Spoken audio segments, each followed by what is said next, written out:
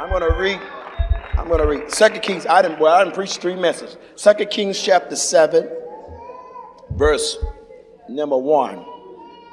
Thank you. Help me preach. 2 Kings, hallelujah. 2 Kings chapter 7, verse number 1. 2 Kings chapter 7. Y'all let me know when y'all got it and I'll read it. 2 Kings chapter 7, verse 1. If you have it, say amen. Amen. Can I have my phone, please? And I'll be able to time myself. And 2 Kings chapter 7, verse number 1. When you have it, say amen. Amen. Then Elisha said, hear ye the word of the Lord. Thus saith the Lord. Tomorrow about this time shall a measure of fine flour be sold for a shekel, and 2 measures of barley for a shekel, in the gate of Samaria.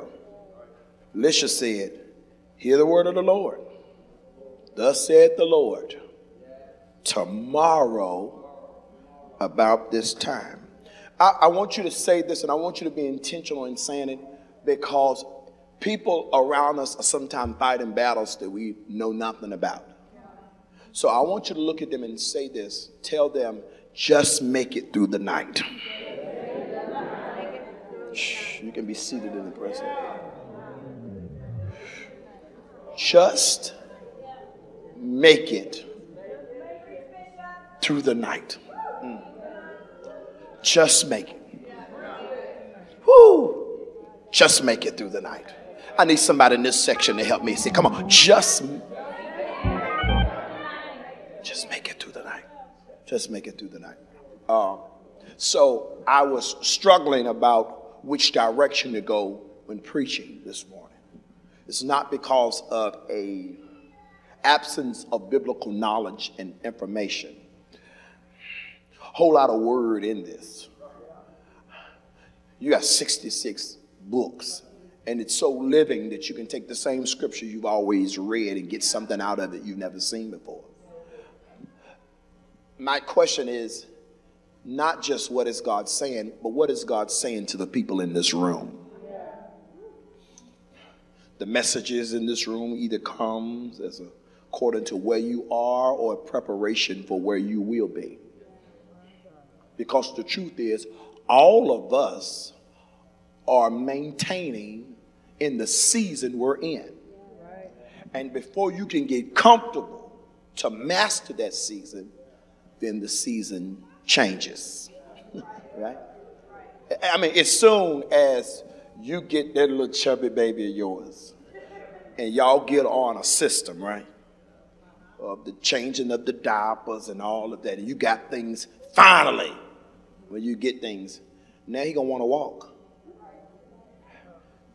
And now some things you had, some home apparatuses that you had to assist you with carrying him have now become obsolete. And now I got to change with the change. All we're doing is maintaining seasons. We're looking here, and while I'm looking at the scripture in the back, Pastor Westgate texts me something about Elisha. And that's okay, God.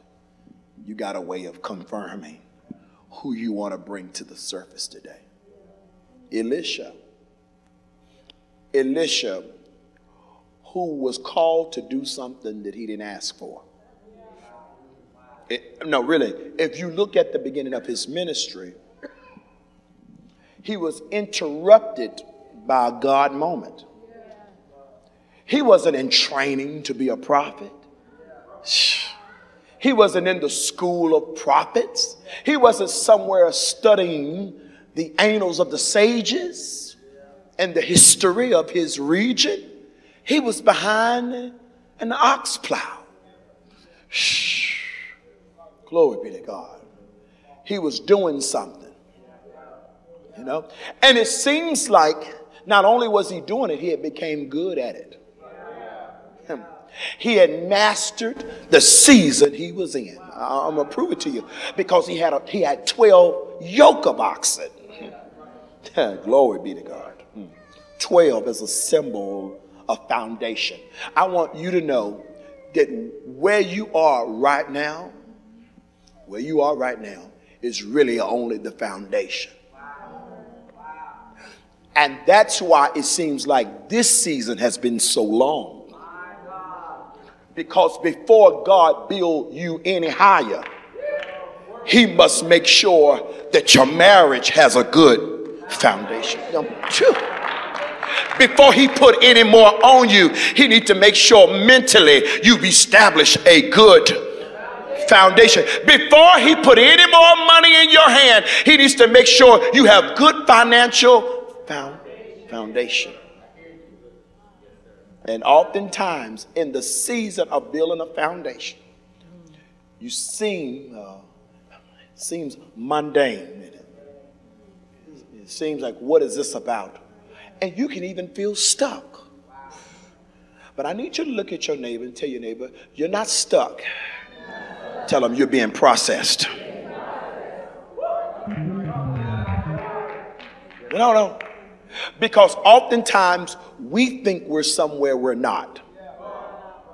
But God is so committed to who he knows you to be that he'll keep you locked in the moment you're in to establish you, to build a foundation, to be a well that others can pull from generations later. Ooh. I don't have time to talk to you about it, but it's Jacob's well.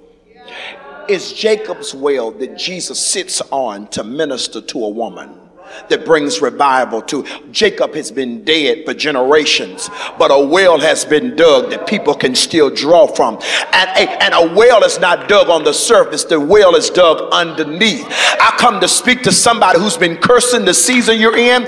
This is a foundation season for you, and this season is necessary. And that if it seems like you've been in it for a long time, celebrate that, because the longer he builds the foundation is a reflection of how tall the structure will be. I need 50 people in this room and shout, tell them he must be building something big with me. Oh, I'm sorry.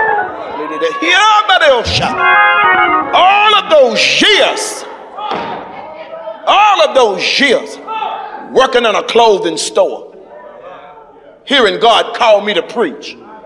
All of them years pinning people's pants on my knees. All of them years running back and forth to alteration shops and hanging clothes and pulling out racks for sidewalk sales for people who won't coming. All of them years of standing on my feet on cement floors. All of those years I'm thinking this looks nothing like what you called me to do. And come to find out, it was preparing me all the time. Because while I was serving people in the clothing store, God was training me how to serve them in the church. Y'all not saying nothing to me in here. Look at your neighbor, tell your neighbor, this season is preparing you. If you could just make it through the night. So, hey, you know Elisha, whose life got interrupted, seemed like the most unlikely to be the successor of Elijah, especially the shoes he must fill. Then now we know not only is he graced to be a prophet, but he has the mantle of the master prophet, and it is declared that he has a double portion. I want to speak to someone in this room that you feel overwhelmed by the expectation of the people around you. Don't get stressed out concerning the journey. Focus on the steps. Don't get overwhelmed with your journey. I'm not screaming real loud, but I'm preaching real hard. Don't get overwhelmed with the journey. Because when you start looking at the map of the journey and you say, okay, I'm here, but I got another birthday coming up. I'm here. And if all of this is going to happen, come on. Be honest with me. For many of us, birthdays give us mixed emotions. It gives us mixed emotions because I had expectations on myself that I anticipated to be somewhere different at this age. I expected to be married by now. I expected to have more financial stability by now. I expected to have more kids than I have right now. I expected to be in travel. I expected to be working in my career, and this job is not it.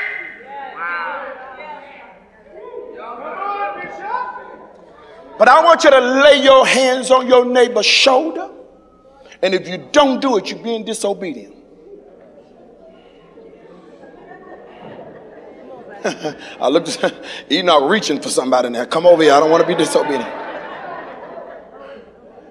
Tell them you are officially released. Tell them today you are officially released from any timeline.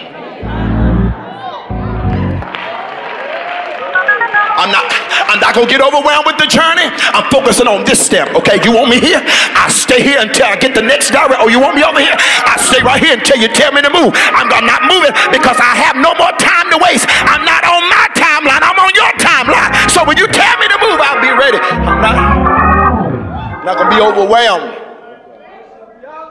with the journey. I'm going to focus on the steps.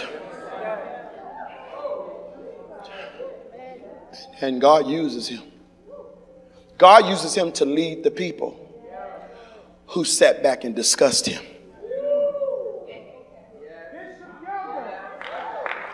This is why you got to keep your heart pure. Because y'all are so ready to label everybody as the devil. And y'all are you have a master's in cutoff theology.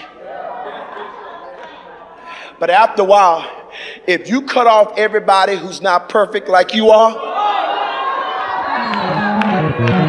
there's no one going to be left in your life. This is what you need to get. Everybody who mistreated you or mishandled you, I'm about to say this, and some of y'all are not going to receive it. You got to get it. It wasn't intentional. Some people hurt you, and they didn't set out to hurt you. No, what they did, it hurt you. But it wasn't intentional. Now, I know it's hard for you to grasp that, but let me ask you a question. Are y'all ready for the question? Have you ever hurt somebody? It's Sunday morning, y'all. We here. This is the mother church. We family. Can we talk? Have you ever talked about somebody? What if everything you said about somebody got back to them? And now you're having a whole breakdown because you heard what one thing somebody said about you. One thing you got to grasp, the fact you got to grasp, is people are talking all the time. So if you've been talking all the time and it didn't stop me, my knowledge of it now shouldn't. If I was able to speak to you before I found out what you said, guess what? I can speak to you now. That's the part of the story we don't talk about. The other prophets are sitting back having conversations about Elisha. Because it seems like Elisha is with them, but he's not. I want to speak to somebody in this room who battles with the mindset that you don't belong. Yes, you do. I mean, I don't know if I belong. I don't feel like I belong. No, you do belong. Oh, yes, you do. No, that's why you can't leave. That's why even when you're not here, you still tune in online. Because you belong. The issue is not whether you belong. The issue is that you don't fit in. And that's different. Maybe you don't supposed to fit in. I'm supposed to belong, but I don't. Maybe some of us messed up because we tried to fit in instead of just belong.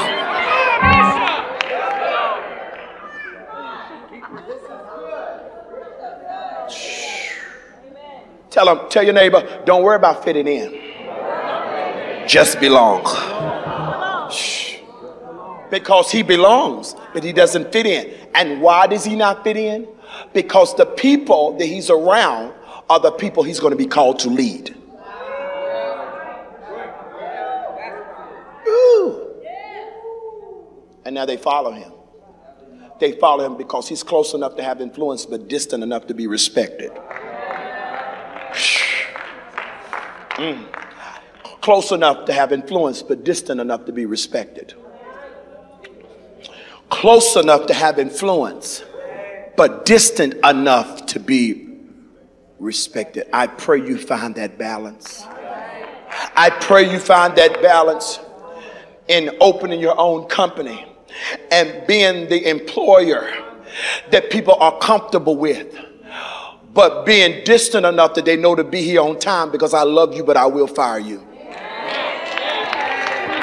I pray you'll get that revelation as a prophetic voice to your friends, to your family members and your church members, that you can embrace them and love them. But I can't hang out with y'all everywhere y'all go because y'all's conversations turn too much, and I'll laugh with you, and then when it's time for me to speak into your life, you won't respect my voice. So no, I see you at church, but I ain't coming to your house because I got to be close enough to have influence, but distant enough to be respected.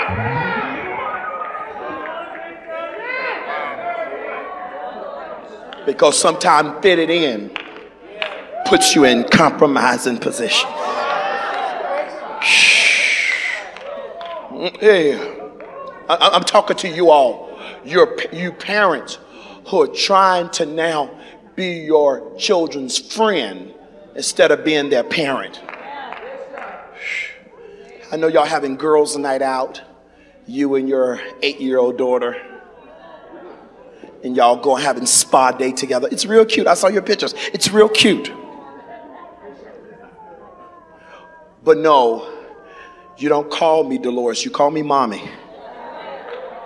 No. I'm your daddy. You don't call me by my first name. Because you need to be reminded after we play basketball together. You don't slam doors in this house because you don't pay rent in this house.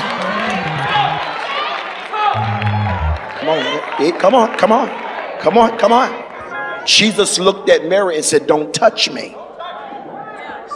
Why? Because she was still calling him rabbi. And didn't have a revelation that he was father and savior and redeemer.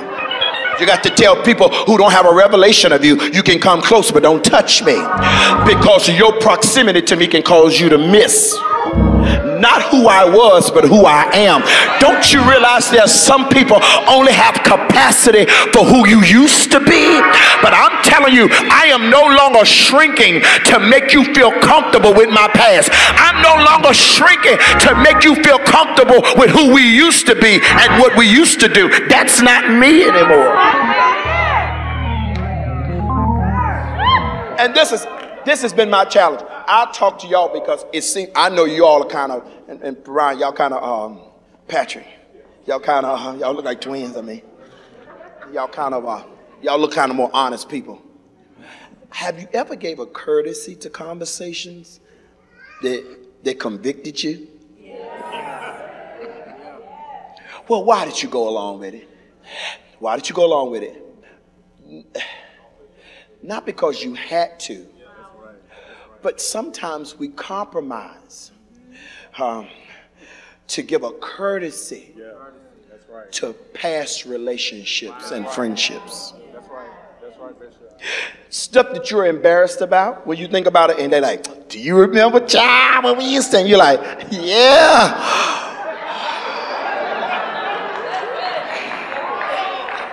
I was hoping you forgot.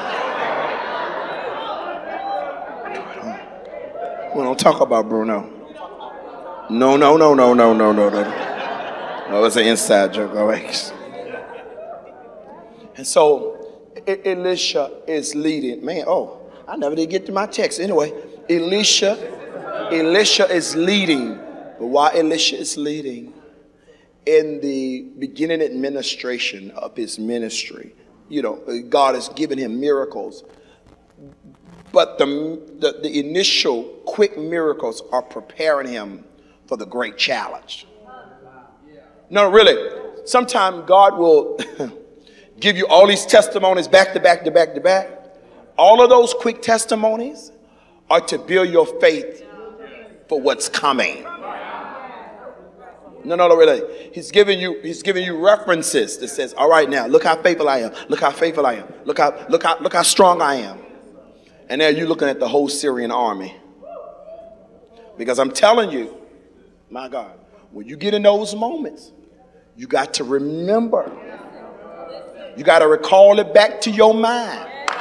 Now, I may not have ever had to face this before, but I have faced some things before. And so the Syrian army is surrounding Samaria. And I'm gonna tell you how strategic this is. They're surrounding the city of Samaria. Now, why don't just go in and attack them? Y'all a stronger army. The people in Samaria, just go in and attack them. No. They surround them. Don't lift a finger. Just sit outside the city.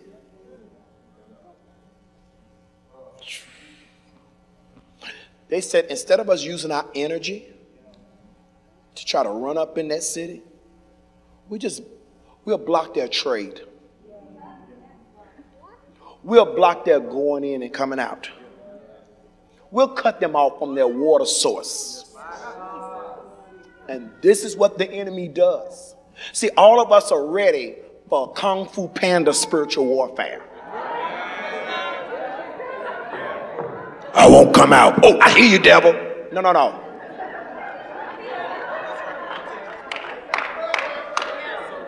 But can you handle the subtle movement of warfare that comes as fleeting thoughts? Can you handle that? It's that warfare where the enemy says, I'll just cut you. I'll start letting you get so much in your head that you start disconnecting yourself from your source. No, I'll let you get so much in your head that you start pulling away from trade. Let me make it spiritual so you understand. When I said trade, our relationships have reciprocity connected to it. That means this is why we need church, because I can have God by myself, but I can't have church by myself. Because church deals with ecclesia. It means a connectivity. It means a called out body of people. What a revelation that there's some things I can only get from God when I connect with you. I got to prove it to you. He says, where there's 2 or 3 of you gathered in my name. He says, hey, I'll come down in the midst. There is an expression of God's glory that's only experienced when we connect with other people. And some of you are dealing with some things in your life that you cannot break on your own, because one only has the ability to chase 1,000, but 2. God. Because that man in the Bible days, he had legions. See, this is why some of you is so hard, because you think you're dealing with one spirit. Gee. But when the enemy says he's going to destroy your family, he calls for backup.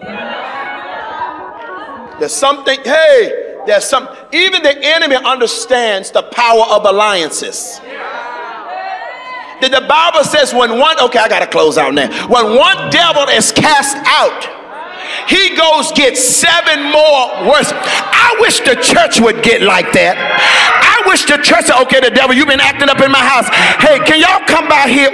Can y'all come by here around 3:30? I need y'all's oil. Bring your prayer shawls.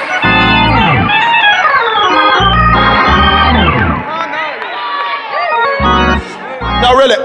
I grew up in a family that if the enemy acted up too bad, they will go through that house putting oil on the door. I mean, you would come in the house, you see oil everywhere. Like, I didn't grow up in the Catholic Church, and I'm not coming against the Catholic Church. I just didn't grow up in the Catholic Church where a priest would go in and she would shake your hand going like this and saying, Hail Mary, full of grace. I came up with Satan, the blood of Jesus. I'm not scared of you. I see your work. Sloop foot, come up out of here.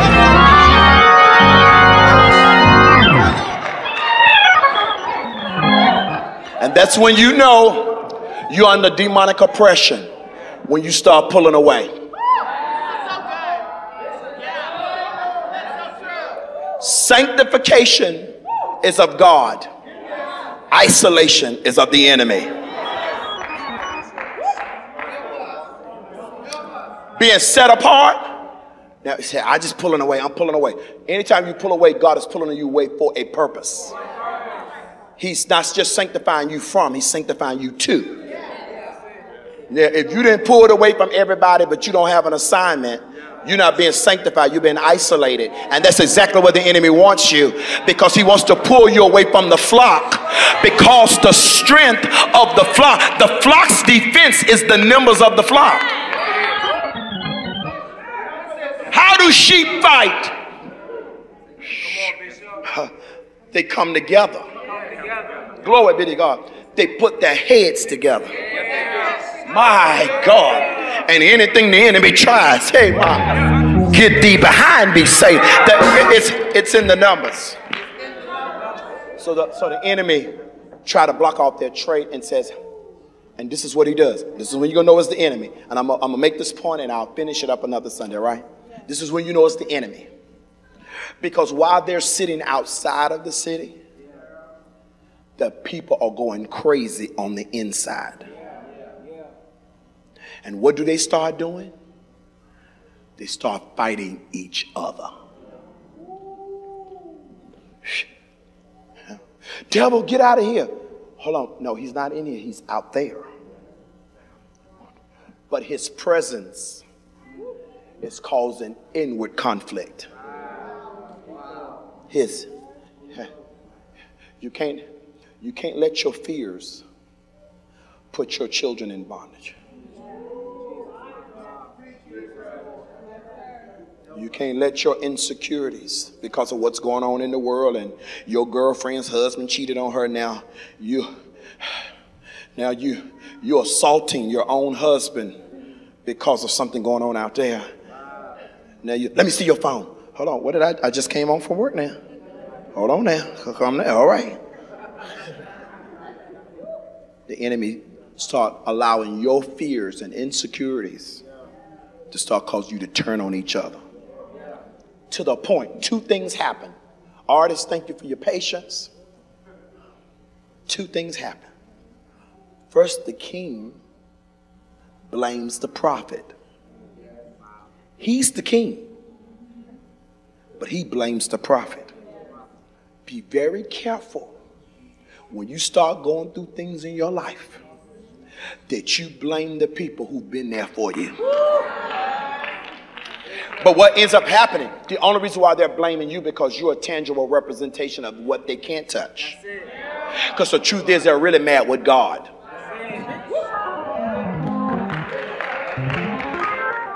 The prophet represents God. And there's a famine now because the enemy is surrounding them, and I can't put my hand on God, so I put my hand on the one that speaks for him. You gotta be careful, because this is what y'all do. You punish those who stayed with you. And see, that's why, because I ain't got nobody. Who you talking to? I'm right. You end up punishing them. So they want to kill the prophet. He wants to kill the prophet. So this is what happens. He wants to kill the prophet. And then the second thing, the people become cannibalistic. The prophet, the king, is walking in distress. He says, my kingdom is falling apart. The people are hungry and just falling apart. Then he hears two women arguing, and he listens to what they're arguing about. And the king said, what's going on? No, because she said that we could kill my baby yesterday and eat my baby, and we would kill her baby tomorrow and eat her baby. But now she's hiding her baby. Yeah, because she's full now. Because when you're hungry, it compromises your principles. Things you said you would never do. You can't, listen, you can't hang out with the wrong people when you're hungry. When you hungry and thirsty, when you hungry and thirsty, when that thirst hits you, you got to know where you need to be at Friday night prayer. You need to know you need to be at Tuesday 5. You need to know where you need to get here 9:30 prayer, and you need to stay for the afterflow. When that thirst hits you, it's a little different for everybody else, because some of the people have curiosity, but you got an appetite. You know what pizza tastes like. And when that thirst is real, when that thirst hits you, there's some people you can't hang around, because that hunger will make you compromise your principles, and you end up doing stuff you said you would never do. I would never do that. Oh, but that hunger hits you.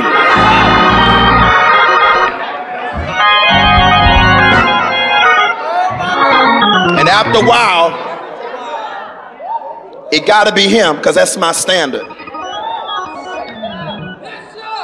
But then, because it ain't him, that hunger hit a little bit. And it ain't got to be him. It can be him, and I just think about him. But Lord, I've been trying to walk with you and hold myself out. But now him or him ain't doing it. And so no, her will do. My God, y'all not set up. Because when that hunger hit, you'll do stuff you said you would never. Oh no, y'all done got tight on me. I know what I'm saying in here. Walk through here. After a while, it just need to be somebody, not a person. Somebody, a body.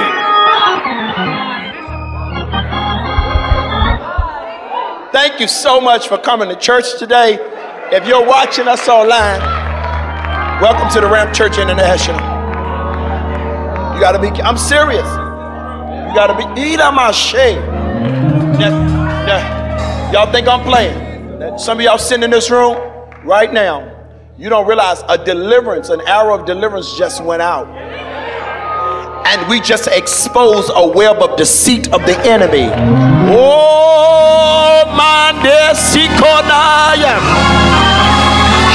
the light, Lord. Hey, shine the light, Lord. Woo. Or my boss will come back for what's necessary. Shine the light, Lord. There you go. You gotta be careful.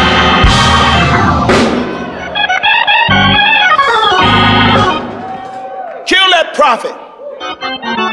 That prophet said, you in your feelings right now?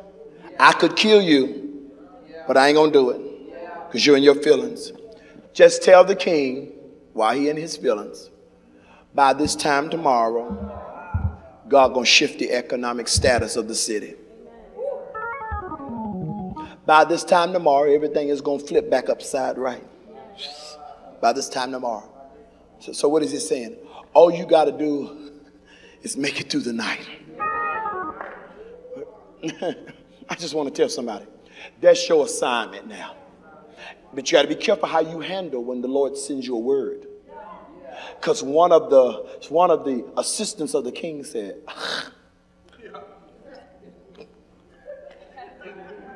you tell me people are killing their babies, eating them, and he telling me everything gonna shift by morning? What do you think God gonna do? Open up a window in heaven? Won't he will? Malachi chapter 3 says, prove me now. Herewith said the Lord of hosts, if I will not open unto you the windows of heaven and pour you out a blessing that you won't have room enough to receive. Put your hand on your neighbor's shoulder and say, hey neighbor, it's gonna flip by morning, but you got one assignment. Whatever you do, you gotta make it. Whatever you do, you got to survive it. Tell them, make it through the night. Because David left it on record and said, for his favor is life, and his anger is for a moment. We've been made endure for a night, but joy is coming in the morning. I want you to send the word down your road. Said, neighbor, it ain't here yet, but you ain't got long from now where the sun is gonna come up. I gotta make it. I gotta make it till morning. If I can't run, then I'll walk, but I got to make it. If I can't walk, I'll get down and crawl, but I'm gonna make it. Don't have the energy to walk or crawl. No, tell your neighbor, hold me up, and I'll stand right here. What you talking about, Bishop? I'll stand still and see the salvation of the Lord. Pull on your neighbor. Say, you gotta make it. There's a promise over your life. There's a word concerning your future, and if God says it's gonna happen by morning, that declares that the night season was not set up to destroy me. The night season wasn't set up to dismantle me, but my night season was established so I can prepare for what he's gonna do by morning. Scream at somebody, tell them Monday morning, Monday morning. Look at somebody else, tell them Monday morning, Monday morning. Everything is about to change. Y'all didn't say it right, y'all. Everything is about to change. I'm gonna test y'all out. Praise them like you see it. Shout like you got it. Scream like you see it. Jump like you got it. Survive it. Cry if you have to cry, but survive it. Forgive who you need to forgive, and survive it. Release who you need to release. Survive it. Gotta make it. Because it's just a season. It's not forever. When it feels like it. Because I'm going to be honest. Y'all see how I told y'all? I was working in that clothing store, and I was doing the alterations, and I was doing, and I said it, and I told y'all all of that in 30 seconds, 30 to 45 seconds. That was an 8-year journey. But can I be honest with you? There are days I forget. No. There are days what I cursed, I look back and I smile about it. I'm serious. To the point I'll be in Macy's sometime and I'll be dressed up. And somebody said, excuse me, sir, can you help me? And I'll never forget the day I couldn't wait, that I didn't have to wait on people and wait on people and wait on people. And now I hear him now in Macy's, a bishop, and running several thriving organizations. And I got a suit on that's not my uniform, but it has my name on the inside of the jacket. It's one of the first of my new line of clothing. And while I'm standing in Macy's, this lady walks up to me and says, excuse me, can you help me?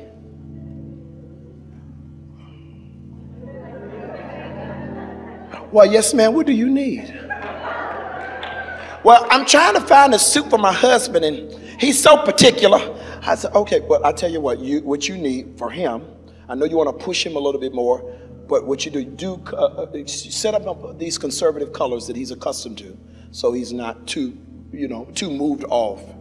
And then just give him a little splash of color. So we'll stay in these earth tones, or we'll do a navy blue, because a navy blue suit is something that you can always go with. And let's put this tie and do this. So she said, oh, he's not going to wear a tie. I was like, it's okay. Okay, if he doesn't wear a tie, because some men, if they don't wear ties, usually they feel claustrophobic, feel like they're going to choke. So just take this pocket square, and this pocket square, do it for him. And get the right collar Oh, not this collar. Get this collar right. Oh, yes, okay. I'm going to do this collar. I'm going to put this pocket square in it, and just a little hint of it. And she said, you know what? I really appreciate you. And I want to make sure. Now, I got to go pick up something in the other section for me, but I'm going to make sure you get your commission. Oh, ma'am, I don't work here.